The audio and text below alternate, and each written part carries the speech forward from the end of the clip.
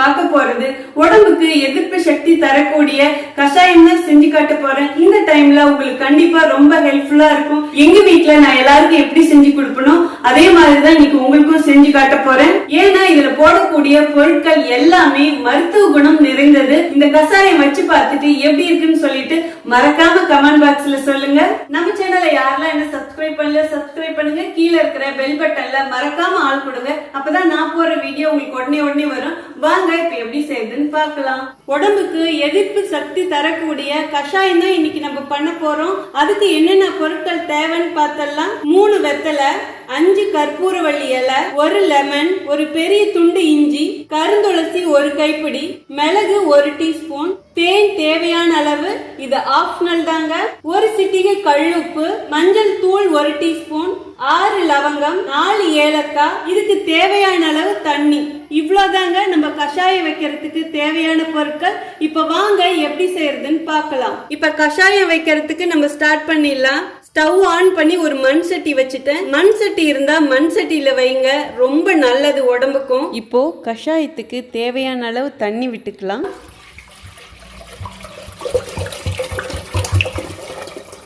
ஒரு லிட்டர் ஊத்திருக்கேன், இன்னும் 1/2 லிட்டர் ஊத்தலாம்.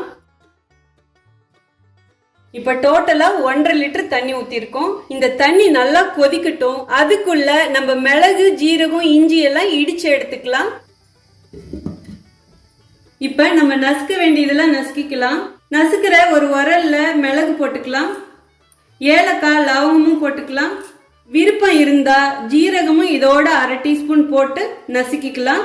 நான் போடல, நாங்க இந்த மாதிரி தான் செய்வோம். இப்ப எங்க வீட்டுல எப்படி செய்வோமோ அந்த மாதிரி தான் நான் உங்களுக்கு காட்டுறேன்.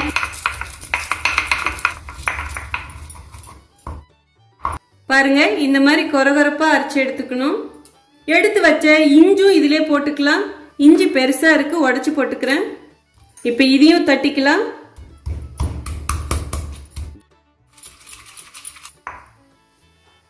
பாருங்க, இந்த மாதிரி இடிச்சு எடுத்துக்கணும். லெமனை நல்லா புளிஞ்சு எடுத்துக்கலாம். லெமன் கஷாயம்லாம் வச்சுட்டு லாஸ்டா தான் ஊத்தணும். இப்பயே ஊத்துனா கசப்பா இருக்கும். லெமனை இந்த மாதிரி புளிஞ்சி வடிகட்டி எடுத்துக்கோங்க. வாங்க இப்ப தண்ணி கொதிச்சிடுச்சான்னு பார்க்கலாம். தண்ணி நல்லா கொதிச்சிடுச்சுங்க. அடுப்பு அனல் கம்மி பண்ணிடுங்க. எடுத்து வச்ச மஞ்சள் பொடி போட்டுக்கலாம். வெத்தலைய 4ஆ கிள்ளி போட்டுக்கலாம்.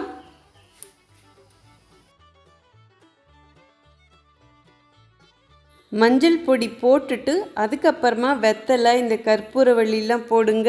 ஏன்னா நிறம் மாறாம இருக்கும். கற்பூரவள்ளியும் போட்டுக்கலாம், துளசியும் போட்டுக்கலாம், உப்பும் போட்டுக்கலாம். உப்பு 1 சிட்டிகை போடணுங்க, அப்பதான் குடிக்கும் போது நல்லா இருக்கும். இந்த கஷாயத்தை வச்சிட்டு அப்படியே வடிகட்டிட்டு குடிக்கலாம். இல்லைன்னா கருப்பட்டி, தேன் அந்த மாதிரி வேணாலும் சேர்த்துக்கலாம். இனிப்பு சேர்க்காமையே குடிச்சாலும் குடிக்கிறதுக்கு நல்லா இருக்கும் உப்பு சேர்த்தா. இடிச்சு வச்சதையும் இதிலே போட்டுக்கலாம். இப்ப எல்லாத்தையும் ஒண்ணு சேர கிளறி கொடுங்க. நீங்க இதுலயே சீரகம் இடிச்சு சேர்த்துக்கலாம். அது மட்டும் இல்ல, திப்பிலி இந்த மாதிரி பொருட்களையும் சேர்த்துக்கிட்டீங்கன்னா நல்லது. நல்லா கொதி வந்துருச்சு. இந்த ஸ்டேஜ்ல க்ளோஸ் பண்ணி வச்சிடுங்க. அடுப்பானல ரொம்ப கம்மியா வைங்க. 15 நிமிஷம் அப்படியே சுண்டுட்டோம். அதுக்கப்புறம் நம்ம பார்க்கலாம். இடையில நீங்க எதுவுமே எடுத்து செய்யணும்னு அவசியமே கிடையாது. நிறைய அனல் வச்சிங்கன்னா பொங்கி கீழே ஊத்திடும். இப்ப இது 15 நிமிஷம் கழிச்சு நம்ம எடுத்து பார்க்கலாம். 15 மினிட்ஸ் ஆயிடுச்சு. இப்போ ஓபன் பண்ணி பார்க்கலாம். பாருங்க, இங்க இருந்தது இது வரைக்கும் சுண்டிடுச்சு. நம்ம ஊத்துனதுல 1.5 லிட்டர்ல 1/2 லிட்டர் தண்ணி சுண்டி போச்சு. இந்த ஸ்டேஜ்ல ஸ்டவ் ஆஃப் பண்ணிடலாம். அந்த துளசி, கற்பூரவள்ளி, ஆஹா செம்ம வாசனையா இருக்கு. கண்டிப்பா இந்த டைமுக்கு இது உங்க எல்லாருக்கும் ரொம்ப ரொம்ப யூஸ்ஃபுல்லா இருக்கும். நம்ம சப்ஸ்கிரைபர்ல சிலர் கேட்டிருந்தாங்க, இந்த டைமுக்கு ஏத்த ஒரு கஷாயம் பண்ணி காட்டுங்க அப்படின்னு. சோ உங்களுக்காக தான் இப்ப இது க்ளோஸ் பண்ணி வச்சிடலாம். எப்ப வேணுமோ அந்த டைமுக்கு எடுத்து நம்ம குடிக்க வேண்டியதுதான். ஃபில்டர் பண்ணிட்டும் குடிக்கலாம், இல்ல மேலாப்ல அப்படியே எடுத்தும் குடிக்கலாம். நம்மளோட விருப்பம் தான். மார்னிங் எழுந்திரிச்ச உடனே ஒரு 100 ml குடிக்கலாம். அதே மாதிரி நைட்டு தூங்க போறதுக்கு முன்னாடி ஒரு 100 ml குடிக்கலாம். இதே மாதிரியே நீங்க செஞ்சு உங்க வீட்டுல இருக்கிற எல்லாருக்கும் கொடுத்தீங்கன்னா நோய் வரதுக்கு முன்னாடியே நம்மள பாதுகாத்துக்கிறதுக்கு இந்த கஷாயம் ரொம்ப யூஸ்ஃபுல்லா இருக்கும். ரொம்ப ரொம்ப சிம்பிளா எளிமையான முறையில செஞ்சு காமிச்சிருக்கேன். வாங்க இப்ப இது எப்படி இருக்குன்னு நான் டேஸ்ட் பண்ணி காட்டுறேன்.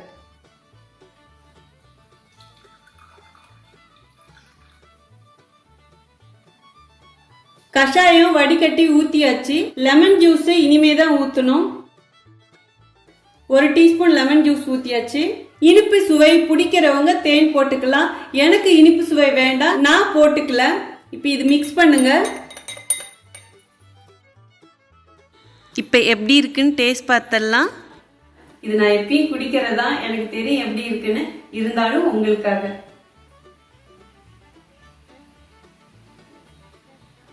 சூப்பரா இருக்குங்க. அதாவது தொண்டைக்கு இதமா நல்லா இருக்கு. போன உடனே தெரியுது நம்ம லாஸ்டா லெமன் ஊத்தினதுனால அந்த புளிப்பு சுவையும் தெரியுது. ஏன்னா நீங்க இது லெமன் சேர்க்கும் போதும் அதுல விட்டமின் சி இருக்கு. அதுவும் நம்ம உடம்புக்கு எதிர்ப்பு சக்தி தரக்கூடியதுதான். ஸோ கண்டிப்பா நீங்களும் ட்ரை பண்ணி பாருங்க. ரொம்ப ரொம்ப மைல்டா இருக்கு. இது காரமாவே இல்ல.